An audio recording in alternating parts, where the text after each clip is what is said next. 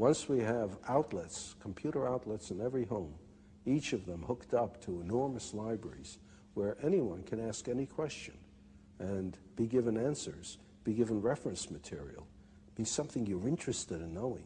From an early age, however silly it might seem to someone else, that's what you're interested in. And you ask, and you can find out, and you can follow it up. And you can do it in your own home, at your own speed, in your own direction, in your own time. Then everyone will enjoy learning. Nowadays, what people call learning is forced on you, and everyone is forced to learn the same thing on the same day at the same speed in class. And everyone is different. For some it goes too fast, for some too slow, for some in the wrong direction. But give them a chance, in addition to school, I don't say we abolish school, but in addition to school, to follow up their own bent from the start. Well, I love the vision, but what about the argument that machines, computers, dehumanize learning? Well, as a matter of fact, it's just the reverse. It seems to me that it's through this machine that for the first time we'll be able to have a one-to-one relationship between information source and information consumer, so to speak. Well, in the old days, you used to have tutors for children. A person who could afford it would hire a pedagogue, a tutor, and he would teach the children, and if he knew his job, he could adapt his teaching to the tastes and abilities of the students, you see. But how many people could afford to hire a pedagogue? Most children went uneducated. Then we reached the point where it's absolutely necessary to educate everybody. But the only way we could do it is to have one teacher for a great many of students, and in order to organize the situation properly, we gave them a curriculum to teach from. So how many teachers are good at this too? Like in everything else, the number of teachers is far greater than the number of good teachers. So we either have a one-to-one relationship for the very few or a one-to-many relationship for the many. Now there's a possibility of a one-to-one relationship for the many. Everyone can have a teacher in the form of access to the gathered knowledge of the human species.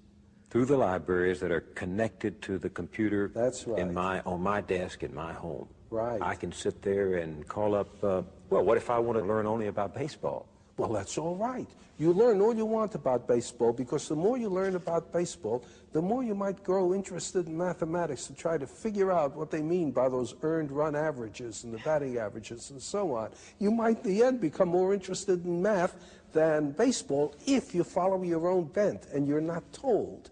On the other hand, someone who is interested in mathematics may suddenly find himself very enticed by the problem of how you throw a curved ball. And he may find himself engaged in sports physics, so to speak. Well, why not? Why not?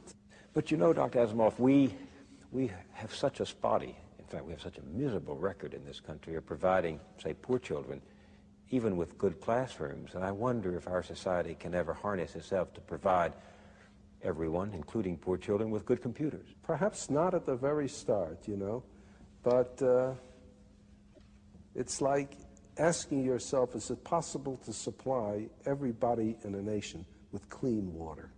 Now, there are many nations where it is impossible to get clean water except under very unusual circumstances. That was one reason why people started drinking beer and wine, because the alcohol killed the germs. If you didn't drink that, you died of cholera. But there are places where you can supply clean water for nearly everyone. Now, the United States probably supplies clean water for a larger percentage of its population than almost any other nation can. It's not that we would expect everybody to have a perfect computer right off, to have equal access to outlets, but you try for it. And with time, I think more and more will. Just as, for goodness sakes, when I was young, very few people had automobiles, very few people had telephones in the home. Almost nobody had an air conditioner. Now, these things are very common indeed, almost universal. It might be the same way. So you're, in a sense, every student has his or her own private school. Yes, and it belongs to him or her. He can be the sole dictator of what he is going to learn, of what he is going to study. Mind you, this is not all he's going to do. He'll still be going to school for some things that he has to know. Common knowledge, common database. Right, and interaction with other students and with teachers. You can't get away from that. But he's got to look forward to the fun in life, which is following his own bent. This revolution you're talking about, personal learning, it's not just for the young, is it?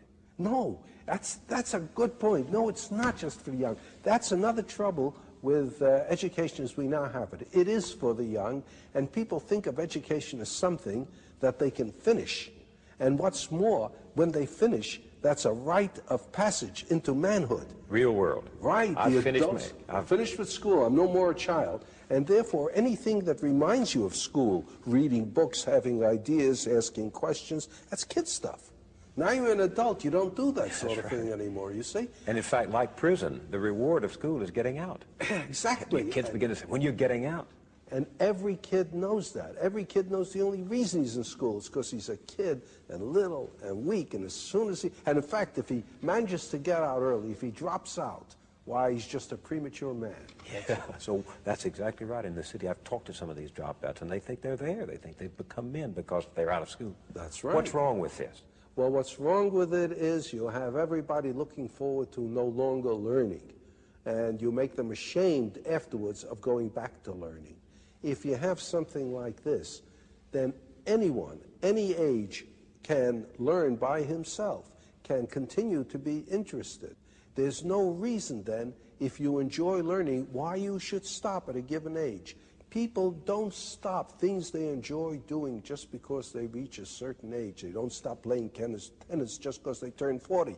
They don't stop with sex just because they turn 40. They keep it up as long as they can if they enjoy it.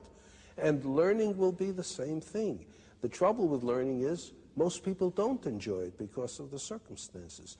Make it possible for them to enjoy learning, and they'll keep it up. There's the famous story about Oliver Wendell Holmes, who lived to be well into his 90s. He was in the hospital one time. He had not long to live. He was over 90 already.